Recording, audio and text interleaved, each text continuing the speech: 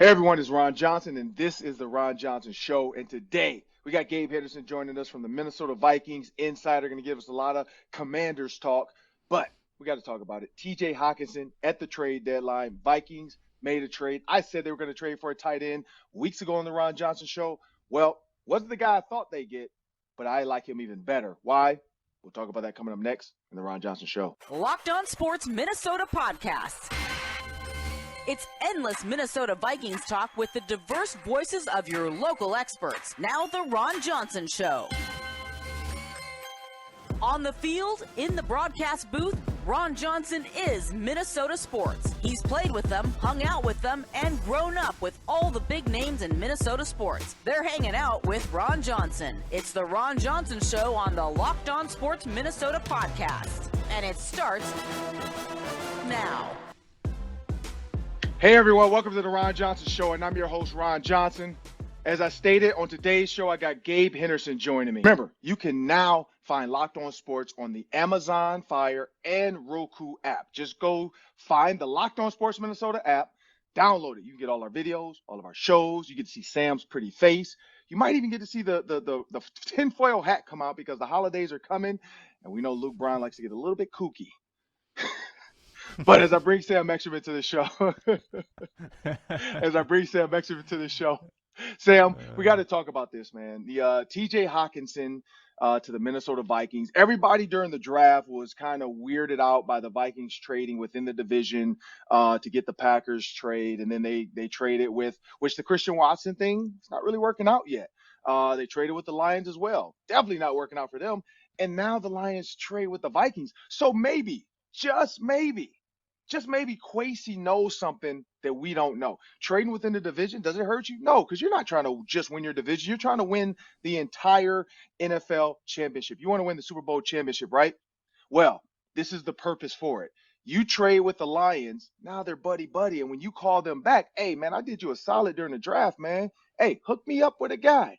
And they hooked him up with a guy. Irv Smith, we know he's going to be out for about 8 to 10 weeks with an ankle sprain. And so now you added TJ Hockenson, which in my opinion is a true, better size receiver. I honestly like it. They can find a way to sign TJ Hockenson. I like the future of TJ Hockenson and Irv Smith because Irv Smith gets to play where he really wants to play, which is 1-by-1 off the big tight end in the slot, can run a lot of over routes with the big tight end running the under, can run a lot of over routes with the big tight end running the hook.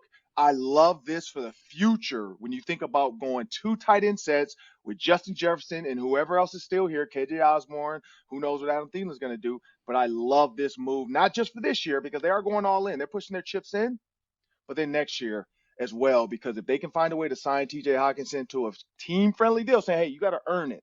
You got to show and prove. We can't just give you top tight end money unless you show us you can be a top tight end with Kirk Cousins, and Kirk can sign a little bit less and say, I want to come back to this team because this offense is fire. But you got Hockenson now, Adam Thielen, KJ Osborne, Justin Jefferson, Kirk Cousins, Dalvin Cook. I mean, who's going to stop that offense? I don't know, Sam. What do you think about the trade? I love it. I mean, number one, Irv Smith's out for 2 months. So this solves your tight end issues this year. But next year, you didn't know if you were going to have Irv Smith back, right? He's going to be a free agent. So now I think you've figured out who your tight end is going to be in 2023. That's a solve. And I think you also upgrade from Irv Smith. I think that Irv Smith, he's been struggling this year, dealing with injuries, hasn't quite been the same guy. Now you've got T.J. Hockenson, who the last 2 years combined, Ron, over 1,300 yards. You look at Kyle Rudolph's career, his best 2-year stretch ever, around 1,300 yards. So what you're getting is kind of like peak Kyle Rudolph, which is not bad. Yep. And I think this guy, T.J. Hockenson, is a better blocker than Kyle Rudolph was. So he gives you something in the run game. He's a big target in the passing game. And think about who his quarterback has been the last 2 years, Ron. Jared Goff. You know, that it's not like he's been playing with Tom Brady and Aaron Rodgers. He's upgrading at quarterback, so his potential should get even better as well. Right. Yeah, and that's one thing I like about TJ Hockenson. It's the red zone potential because when they get into the red zone, they are a tricky team. They do a lot. But TJ Hawkinson's a guy you can split out wide. line up and say, who are you going to put on my big tight end?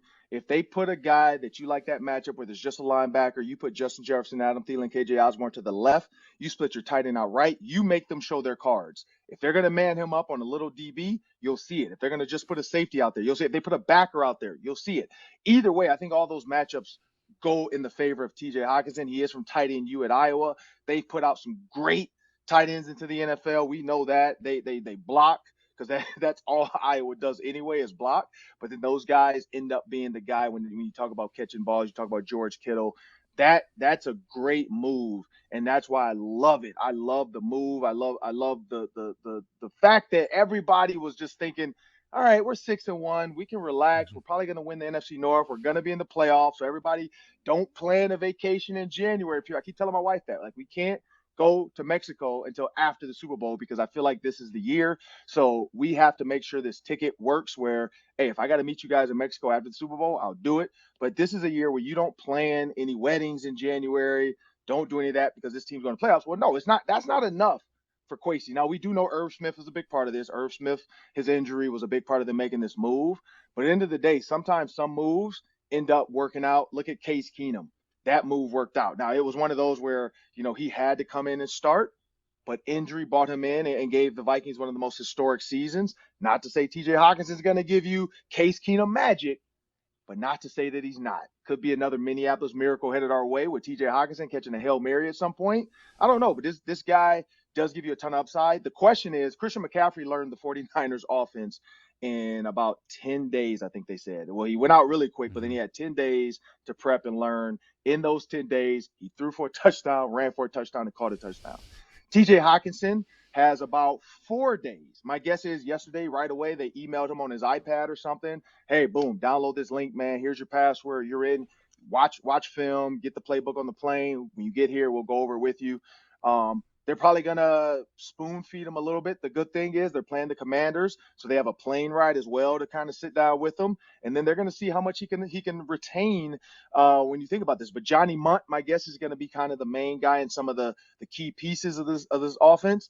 But I think TJ Hockenson, they're going to try to find him in definitely for a block. Like, hey, dude, outside zone, inside zone. All goes or hitches, or you have the over out here. Like Kirk Cousins, I'm interested to see how much Kirk Cousins has to talk to him out the huddle, because you notice when guys break the huddle, there's always that one guy you got to talk to sometimes. And I feel like Hockenson might be the guy looking back like, what I got? Okay, I got you. Yeah. But I'm looking forward to that, Sam. And Sam, this is where I take this one. Do you think now that this trade has because in my opinion the answer is yes, but do you think that this trade with the Lions has maybe told fans, you know what, screw analytics, or no, sorry, not analytics, past history, that now analytics say you could trade within your division and it's not going to hurt you? What do you think about that? Well, how about this one, Ron? I've seen some people opine about this, and I kind of like it. And it goes to the draft, too. If you are going to trade within your division and you are going to, quote-unquote, fleece your division opponent, wouldn't you want to always do that? Like, if you think you're going to win the trade, then you should weaken your division opponent. So I think Kwesi believes that he got the better of the trades in the draft, and I think he believes he got the better of this Hockenson trade. Because if you look at the compensation, Ron, the Vikings give up a second next year and a third the year after that, but they also got 2/4 in the deal. So remember, this is the Lions draft pick, so it's very low in the round. It's going to be like one of the top 3 picks in each round, and the Vikings pick's going to be high. So really, that's not a gigantic difference between that pick swap. I think Kwesi got great value considering that you get Hawkinson not only for this year, you get him for his 5th-year option, and then maybe extend him and get to beat the Lions with him twice a year for the next however many years. I think this could be a huge win within the division for Kwesi. Yeah, I do. I think because people were giving him crap. Like, people were giving him a ton of crap during the playoff or during the draft, questioning his moves. Was this moment too big for him? He even kind of tipped his hat. I don't even know. He kind of said, yeah, maybe I got caught up in the moment. Maybe, some of these trades came through and I didn't know what to do. But hey, he's capitalized on it. He's looking like, you know what? I did you one, you do me one. We get TJ Hockenson. If the Lions trade with the Vikings doesn't work out, if the Packers Christian Watson doesn't work out long term, and TJ Hockenson becomes an all-pro tight end for the Vikings, hey, Kwesi did it. Like Kwesi got it done. We've questioned a lot of the draft picks. How come we haven't seen as much production from all the draft picks other than Ed Ingram? Hey, it's all about trades too. Don't deny that trades are important because we know that. We know that trades can really help a team, and this is one that I think is going to help a team, and I'm looking forward to it. But I'm also looking forward to sitting down with Gabe Henderson. Just so you know, it's going to be some weird transitions for those watching on video today, people. It got a little crazy. There's construction going on in Chanhassen, Minnesota. I don't know what happened, but the power cut out in the building mid-show. The lights went dark. A good thing I wasn't on camera when it went dark. I had to shuffle to another office that had sunlight. And then the internet goes down because the auxiliary power is like, hey, we don't need internet. I thought it was just one building. No, I went outside. It's all buildings. Fire trucks are out there. So I don't know what happened. I don't know if a building caught on fire near us and they had to cut the power. No idea. But I got home. I live in Chanhassen, so thank God it didn't hurt my neighborhood because I got internet here. So I made it home. But it's going to get a little weird during the Gabe Henderson interview. I don't even know how it ended. Like, I don't know. I have no idea. My internet cut off mid-interview. Sam came in like a great backup quarterback because that's what happens. When Tua goes down, Teddy's got to come in. And Teddy's got to try to get it done. And then Tua comes back. And look, and we're wilding. We're good. We're wilding now. We're good. We're good. But remember, you can check out the Minnesota Football Party on Mondays and Thursdays. Get your Vikings fix with Arif Hassan, Luke Inman, Luke Braun, Sam Ekstrom on the Locked On Sports Minnesota. You can hear about the great candy debate. You can see 10 tinfoil hats on your Amazon Fire and your Roku apps. Make sure you download that. It's very interactive. You can watch it on the big 70-inch screen. Looking forward to seeing you guys. But also, we have a word from our sponsors. Every day, we check in on the Minnesota Vikings line at betonline.net, your number one source for football wagering. The Vikings were favored by 3.5 against Washington. That is up to 4. People backing the Vikings on the road over under 43.5. You can get all the lines of all the games of all the sports at betonline.net. It's the start of basketball season. It's NFL and college football as well, plus MMA, boxing, and golf. Head to the website, betonline.net. Check it out on your mobile device as well. It's BetOnline. It's where the game starts. Well, coming up in the Hanging with Ron Johnson segment, got my guy Gabe Henderson. Yep, we hoop together. We work out together once in a while. We even go out to dinner together as a family. My guy Gabe, though, insider with the Vikings, does a ton for KFA and radio as well. Gabe Henderson, thanks for joining me on the Ron Johnson Show. It's a special week because it's the Commanders week, and Gabe came from the Commanders. I think I met Gabe informally like a couple years ago when the Commanders played the Vikings. I think Thursday Night Football. Gabe was just walking around with people. Then I think it was maybe a year later or sometime later, they're like, yep, Gabe's coming to Minnesota to be a part of the Vikings program, and has been gangbusters ever since. Gabe, I got to jump out there. Yesterday, Adam Schefter dropped it, Tom Pelissaro. I said it weeks ago on the Ron Johnson Show. I just didn't know where it was going to come from. I didn't know it was because of injury. I thought it was going to be somebody from the Rams or somebody from the Cardinals.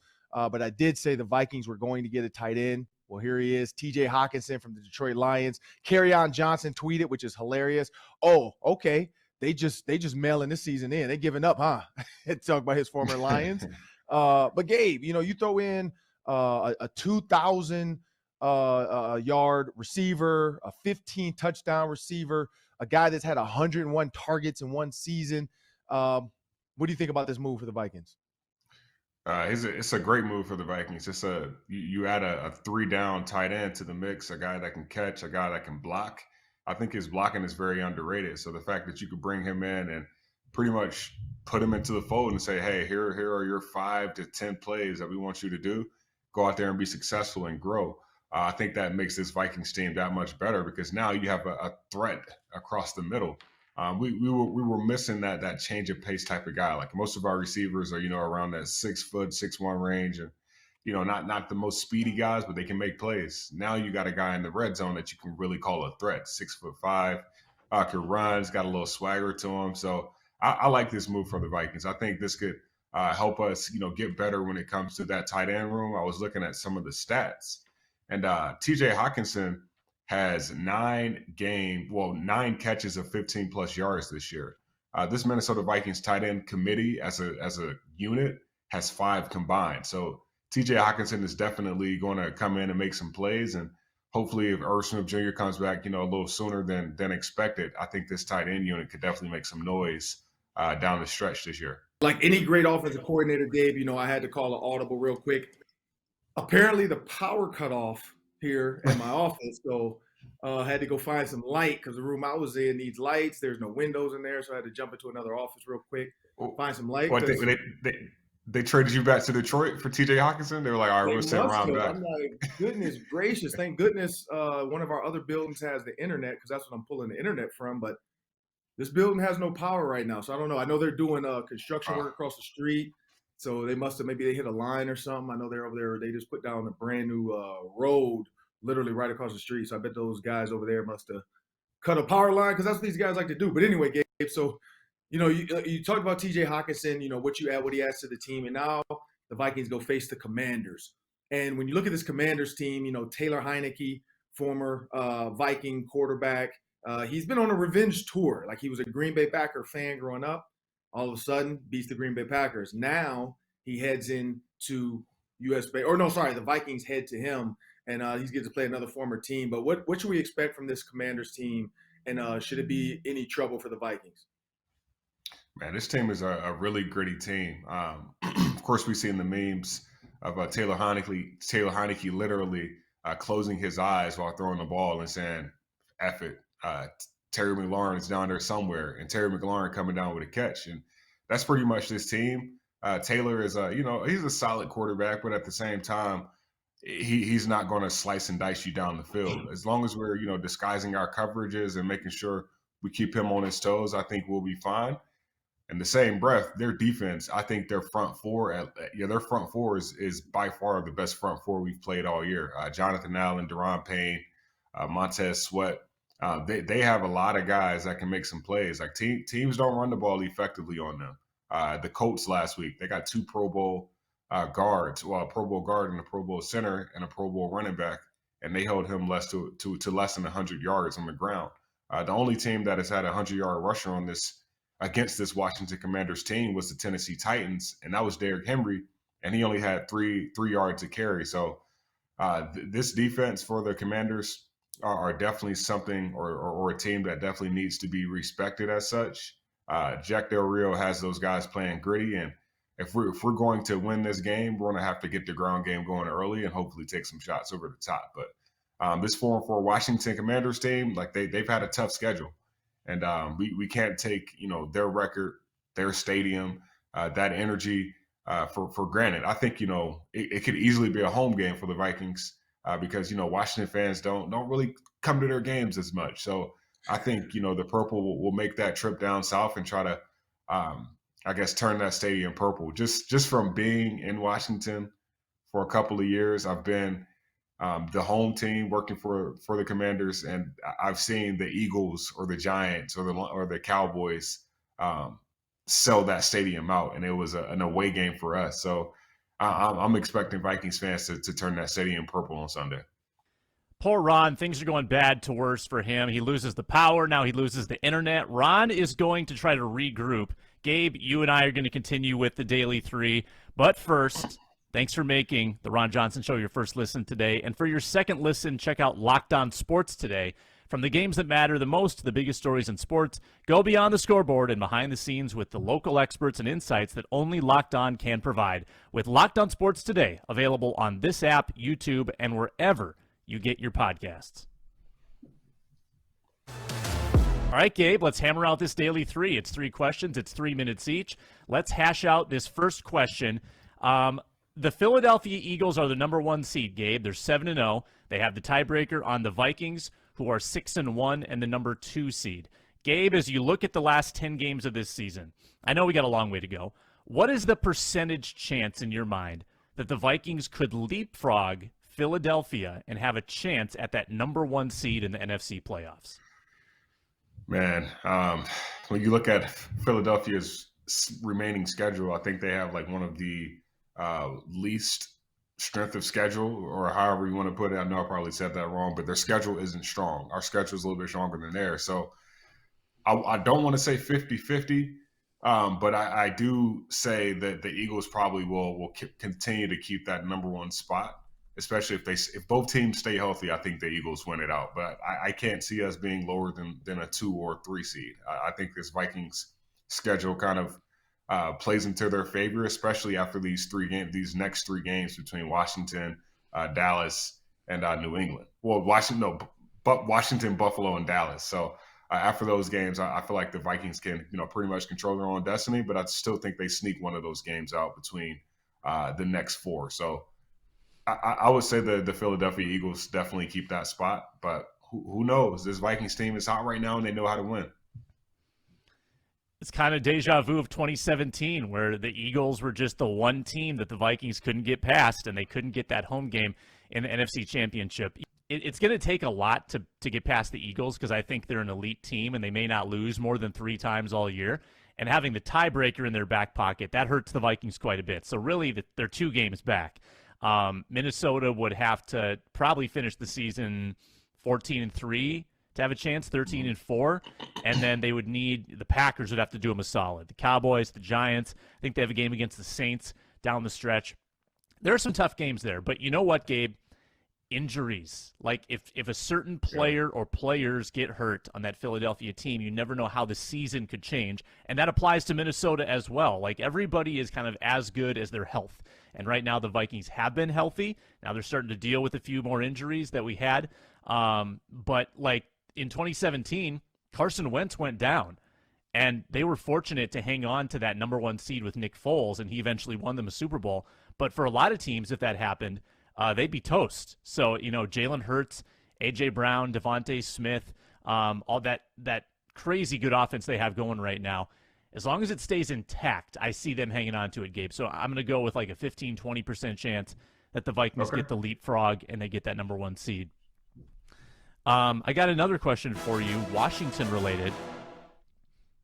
Who's a weapon on the Commanders that provides the biggest threat to the Minnesota Vikings on Sunday? I'm going to go 2 names. I'll go Montez Sweat, the defensive end for the Washington Commanders, and Jonathan Allen, the defensive tackle for the Washington Commanders. Montez Sweat, he's a 6'6" defensive end that runs a 4.41.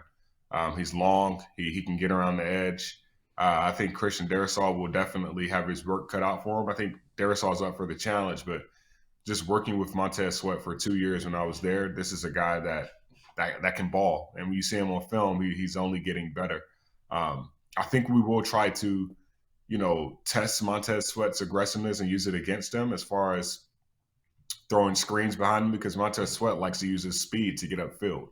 So if he gets upfield too fast, you can just dump a quick screen right behind him, and hopefully he doesn't run your running back down with that 4.41 speed. But I think there is going to be a lot of attention paid to him when it comes to this Minnesota Vikings offense and making sure he is accounted for on every single play. Jonathan Allen, I think he's a top 5 defensive tackle in the NFL.